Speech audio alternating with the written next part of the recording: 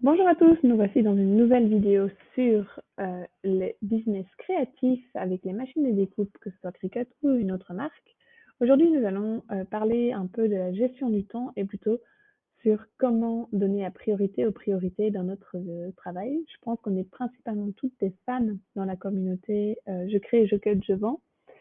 Et on a, je pense comme toutes les femmes, peut-être que je fais une surgénéralisation, mais un problème de savoir mettre les priorités et de mettre aussi un moment l'importance sur notre business créatif versus les enfants, le ménage, etc.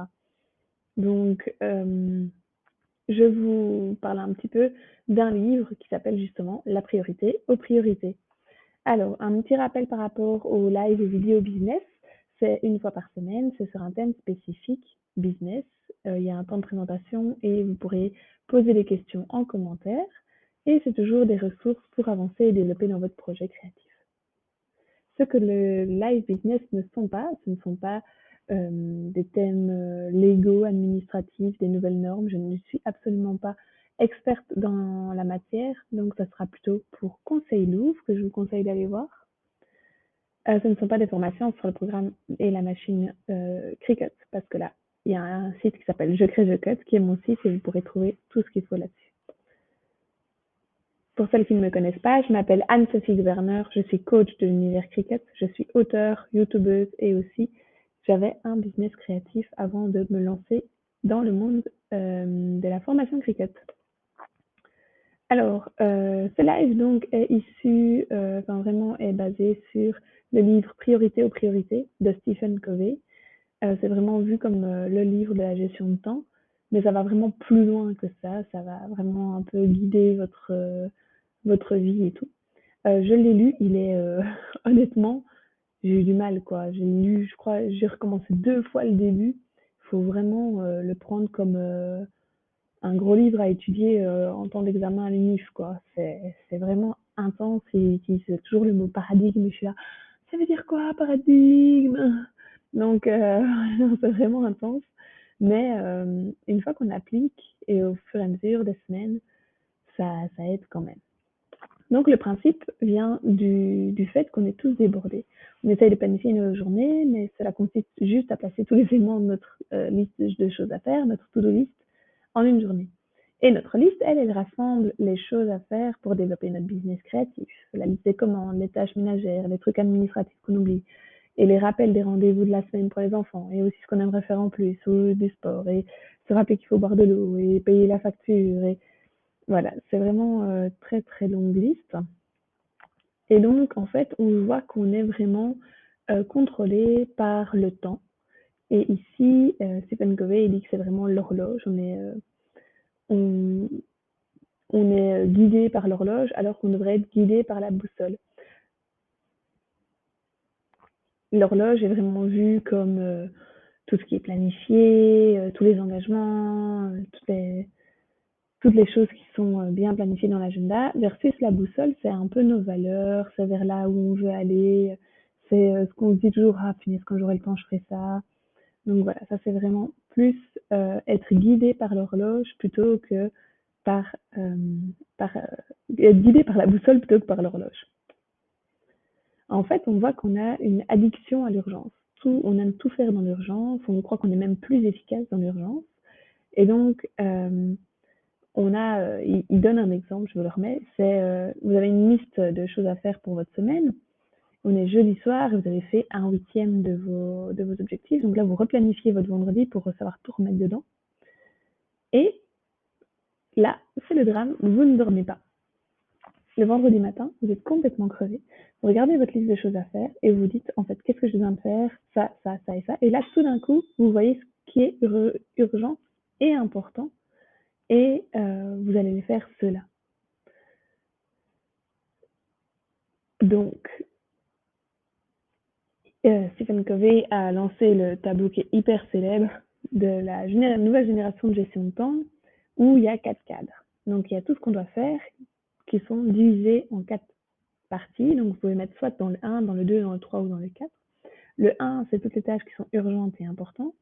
Le 2, c'est toutes les tâches qui sont non urgentes et importantes. Le 3, c'est toutes les tâches qui sont urgentes et non importantes. Et le 4, c'est non urgent et non important. Donc urgent et important, ce serait faire les commandes. Urgent et non important, ce serait refaire votre logo.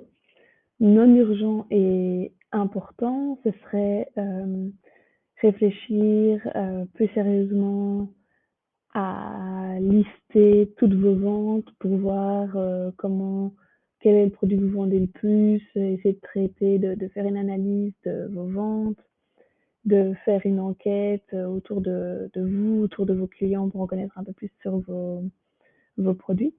Et le non urgent et non important, c'est vraiment là qu'on va aller se ressourcer, se détendre, aller sur Facebook, voilà. Et en fait, ici, dans la plupart du temps, on est vraiment débordé et on ne fait que les cases 1 et 3, donc urgent, important et urgent, non important. Et tout le reste du temps qui nous reste, après, on va faire le non urgent, non important pour se détendre parce qu'on est crevé. Et donc, du coup, en fait, le non urgent, mais tout à fait important, on l'oublie.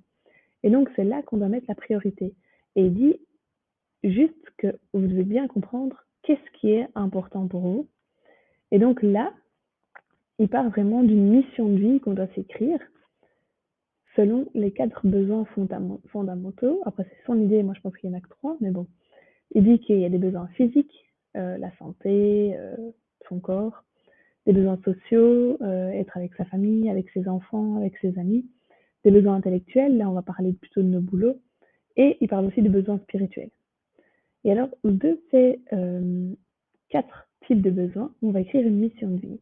Et alors, c'est une mission de vie qu'on va écrire selon nos rôles. Donc, par exemple, dans les besoins sociaux, eh bien, j'ai un rôle personnellement, un rôle de maman, un rôle d'épouse, un rôle de sœur, un rôle de fille. Et donc voilà, pour chacun de nos rôles, on va dire qu'est-ce qui est important là-dedans. Intellectuel, eh bien, on a, pour la plupart d'entre vous, je suppose que vous avez un boulot principal et une activité complémentaire qui est votre activité créative. Eh bien, vous allez mettre une mission pour chacun de vos deux rôles. C'est, c'est quelque chose qui se fait pas en 2 minutes, hein, et qui se retravaille tout le temps. Donc là, c'est vraiment très intense. Et après, on va remplir l'agenda en mettant d'abord nos priorités. Donc en fait, on va d'abord remplir l'agenda avec les, les choses qui sont dans le cadre 2, qui sont non urgents et importants. Comme ça, on leur met de la place dans l'agenda. Et on laisse des places vides pour les imprévus parce qu'il y en a toujours.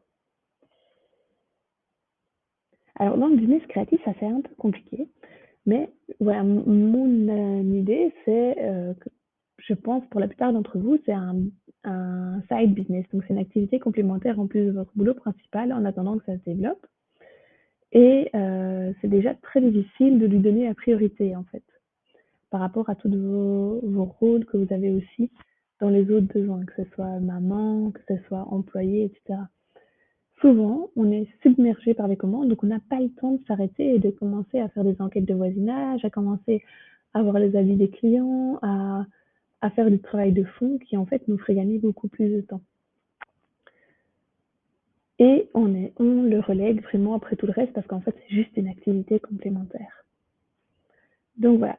Donc pour aller plus loin, je vous remets les coordonnées, enfin le nom de l'auteur et le nom du texte du livre, donc Priorité aux priorités de Stephen Covey.